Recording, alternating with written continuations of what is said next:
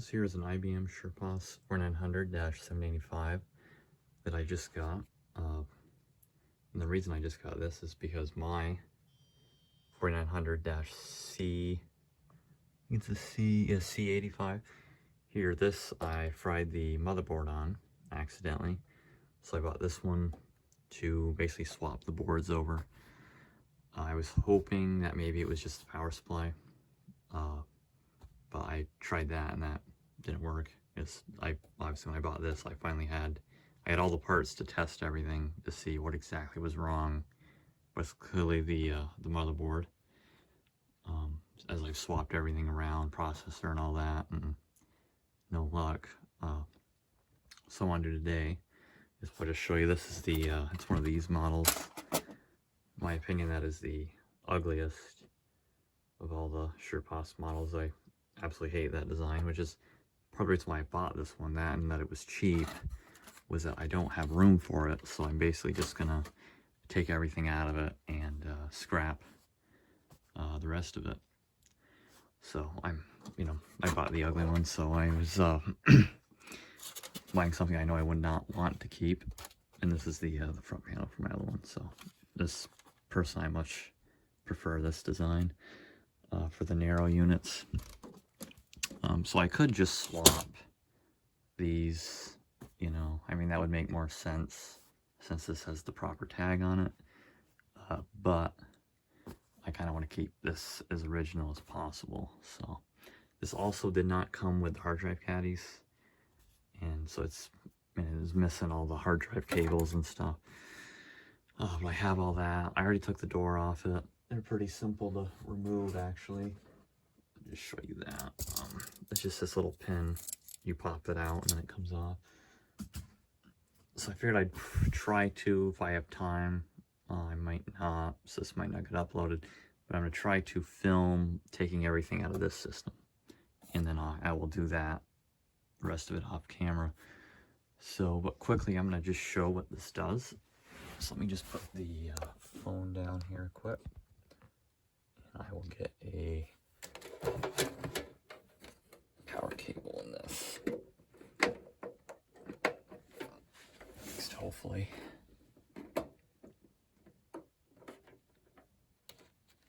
Would help if it was going the right way. Okay. It's basically powered on. This tries to start up and that doesn't go anywhere. So, and what I did to cause this thing to fail was I bought this connector because I'm planning on using this as a place to store files to back up everything while I'm in college. So I wanted to take this with me. So I had this backing up my desktop. And then obviously I've explained how I back things up before. I obviously have more here that I back stuff up to. But because I wanted to have a separate Windows drive and then the two hard drives, I needed something to basically split the SATA power, as there wasn't enough SATA power to do that. So I bought this on eBay. This is a Lenovo item for some Lenovo system. I'm not sure what. The seller actually said to only use it on that particular system, but I said, I'll just try it. So what it did is it fried the board and it fried two Western Digital 4 terabyte hard drives. So in hindsight, it wasn't the best idea to test this with those two drives connected, as they were kind of expensive. So I now have to buy those again as well. So instead of this, obviously this is useless. I got what I should have got in the first place, which is this Y-splitter, and this will actually work without doing any damage. So, and I'm just using that laptop hard drive for Windows. So this system came with 4 gigs of RAM. I put the 8 gigs that were in it, and I also already swapped the processors as part of troubleshooting. So, and this system has these cards, which is another good thing. So I'm actually gaining, this will be gaining stuff instead of just getting a replacement. And then of course it has the parallel as well.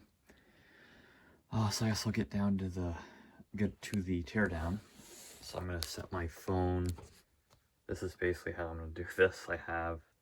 This is a 4694 I got to do a video on. I'm sorry, the camera's the wrong way. My iPhone does that occasionally. So this is a 4694 I have to do a video on. I'm using this to stop that from falling, and then I have a yearbook and hard drives and a Leatherman. So it's not very professional, but pretty much nothing I do here is. So let me just make sure this is facing the right way.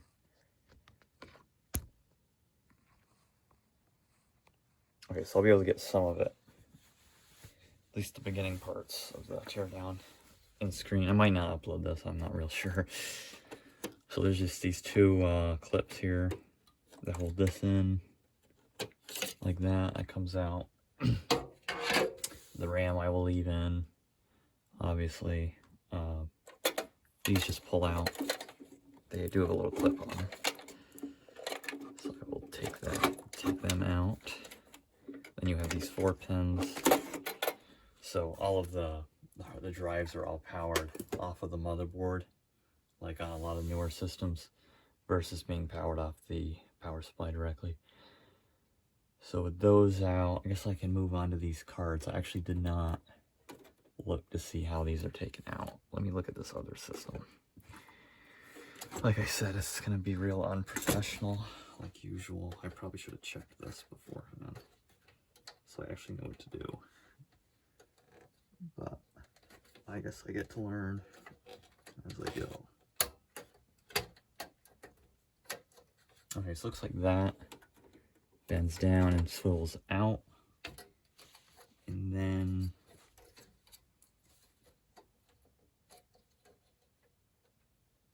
once that is done,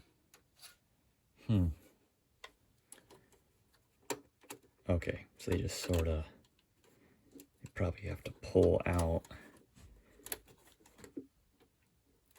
Okay, I'm sure someone that's done this before may be watching. This is looking really sad, but that's actually not that hard. So yep, this is a 5 powered USB card. It's pretty cool. Never actually held one of these, even though my other system has one, my 4800, which is also a C model. But this is a 700, which is good. That's kind of what I wanted in the first place, but I just couldn't afford.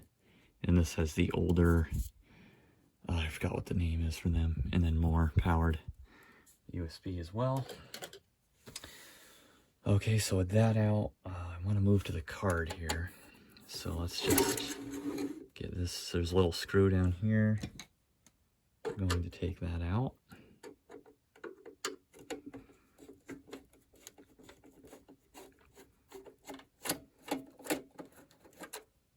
And then it should pull up. I'm not sure on how exactly that comes off, or if it even does. It does not. Oh, so I think it slips underneath. So you're just going to disconnect these two here. These two ribbon type cables. The power. Power is not particularly fun to take off these.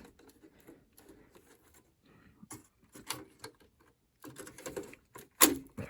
Okay, that's out. So it's now disconnected other than from the base of the system. So I've never fully removed one of these. There's another little connector right there. So I've never fully removed one of these before. It looks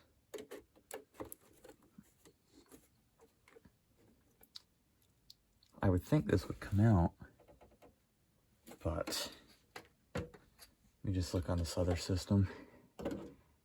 Like I said, I should have looked into this more before I decided to film it, but I very rarely do things the right way.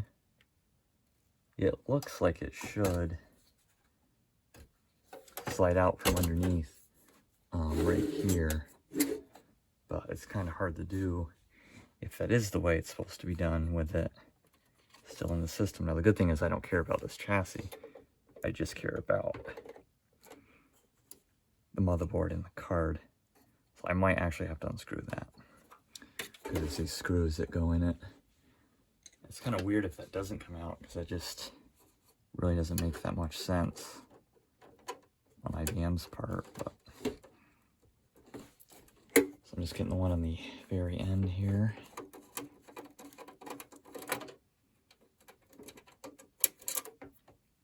Just let them go wherever they want to go, basically.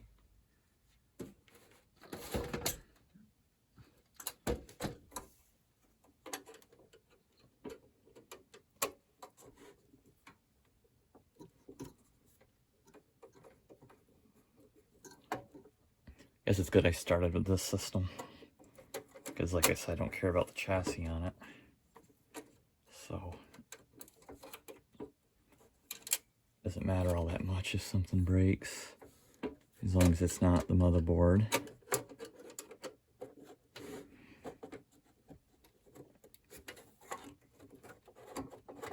That wasn't very professional.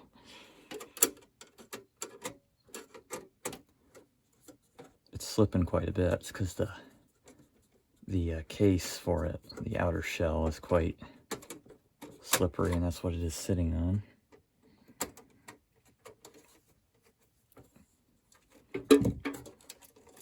Card is just about free.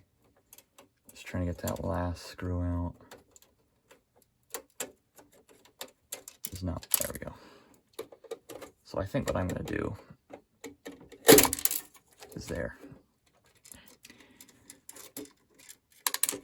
So I was kind of hoping originally this would be some sort of a... Oh, okay. I see.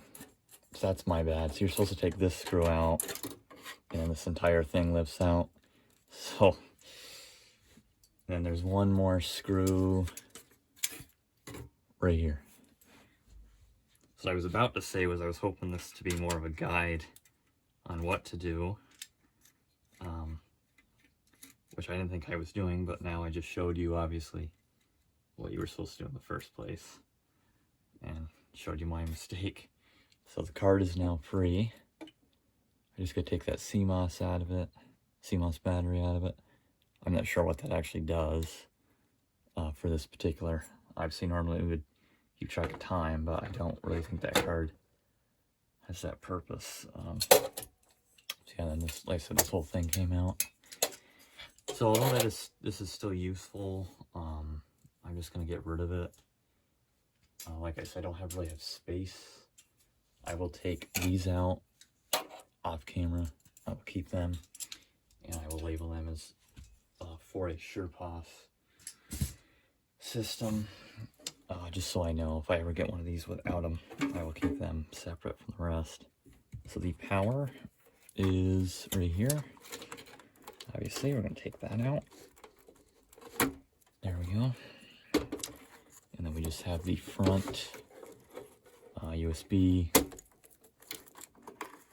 and power connectors there.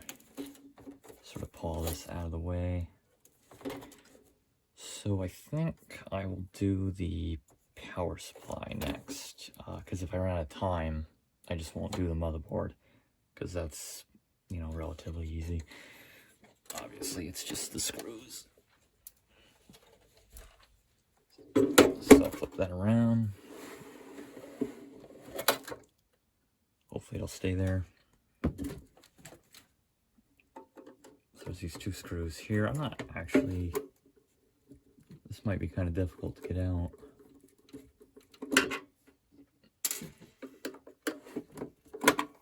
It also might not. I always found it cool how IBM puts the power supply in the front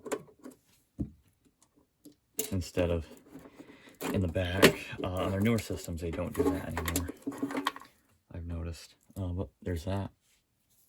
I will be keeping that. So now it's just the power supply. Flip this around. And we'll do that. So there's a... Oh, Jesus. That was not supposed to happen. Okay, so there's just this little screw here. Take that out. And then... Actually just slips right out. Maybe more.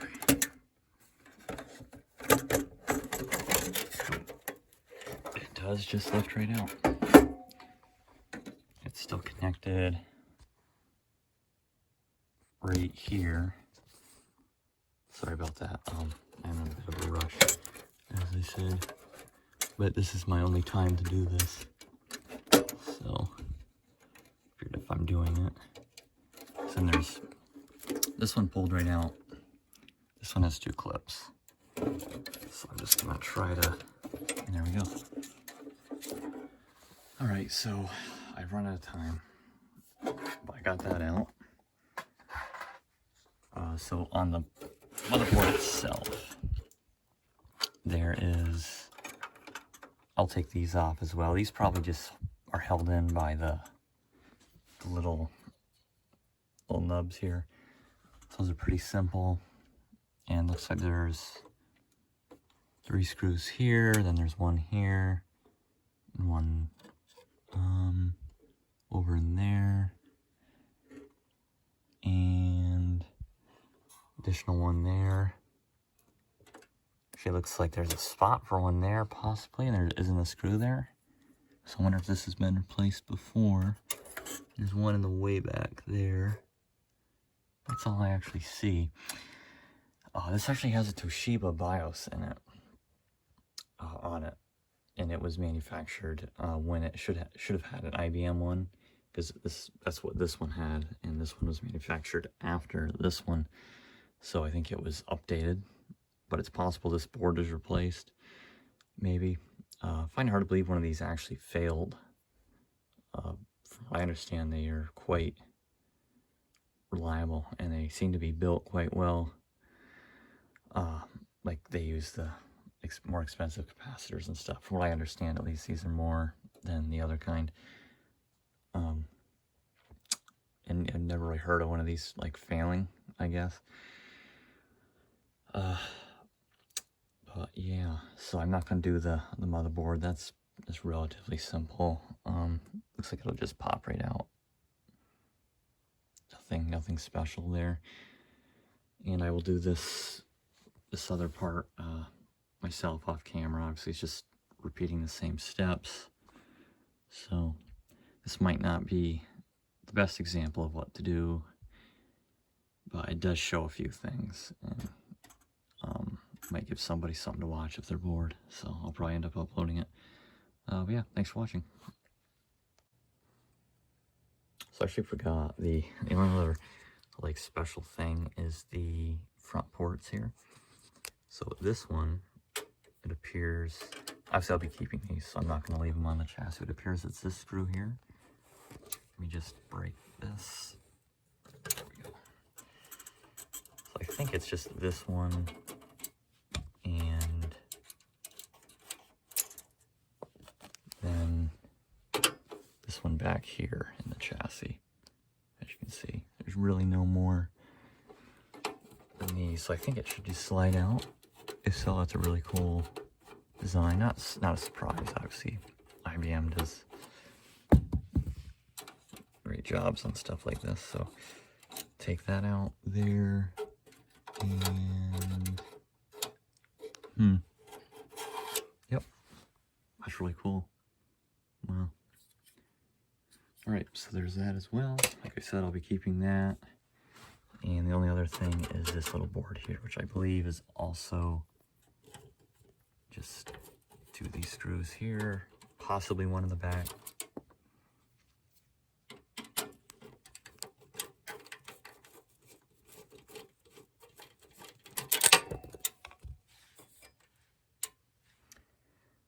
And yeah.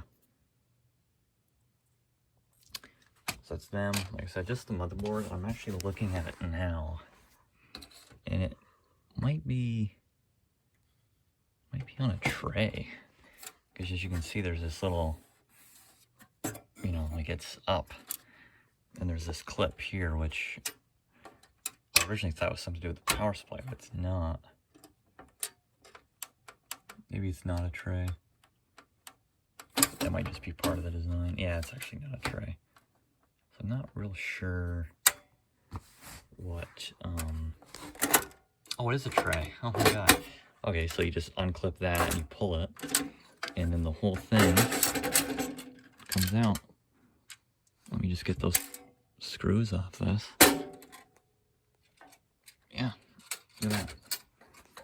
That is really cool. I think I'll keep that tray from the other system.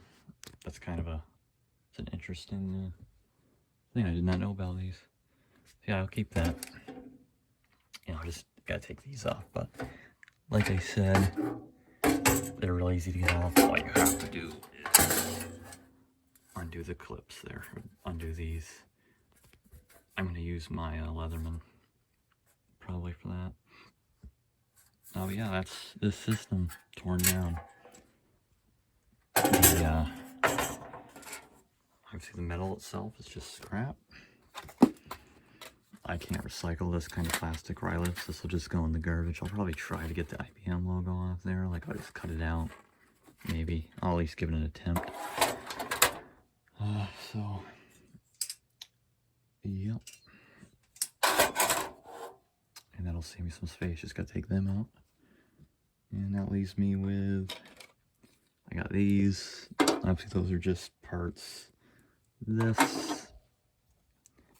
The power supply, the cards here, which will be going in this system, that card there, and the motherboard, and then that plastic piece that's here somewhere. This thing. So yeah, I think I'm gonna clip this clip to the other clip, and I'll probably upload this. Hopefully someone will find it useful, or at least interesting. And that's actually the first time I've shown that system. So eventually when that's all together, I'll do a whole video on it. But yeah, so thanks for watching.